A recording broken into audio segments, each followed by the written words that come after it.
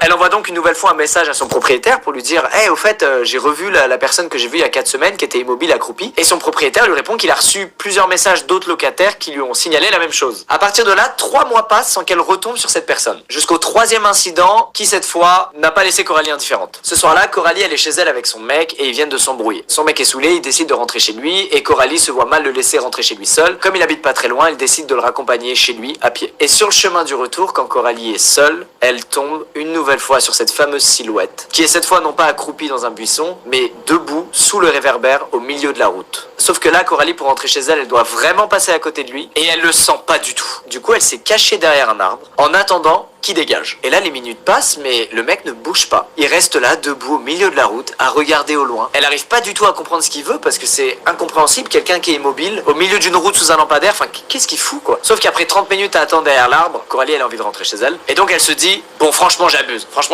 le mec, il est juste là debout à regarder des trucs, je m'en fous. Qu'est-ce que je raconte? Je suis parano. Elle se relève donc, elle se met à marcher vers son bâtiment, en essayant d'avoir l'air le plus neutre possible. Elle s'approche doucement de cet inconnu, et puis, elle arrive à son niveau. Et en passant à côté de lui, elle a un vieux feeling. Elle se dit, je le sens pas, je vais courir maintenant. Et au moment où elle se met à courir, le mec derrière lui crie dessus. Coralie, elle court de toutes ses forces sur le gravier, et dans sa course, elle a l'impression d'entendre du gravier bouger derrière elle, comme si le mec lui courait après. Elle réussit à rentrer dans le bâtiment, à fermer la porte, et elle trace jusqu'au 2e étage, jusqu'à chez elle, et elle appelle immédiatement la police. Et d'ailleurs, elle appelle pas que la police, elle appelle aussi ses voisins dont elle a le numéro, des membres de sa famille, son mec, bref, tout le monde est au courant de ce qui vient de lui arriver. Les jours passent, Coralie ne sort plus quand il fait nuit, elle est quand même bien choquée de ce qui vient de lui arriver, et c'est normal, c'est choquant.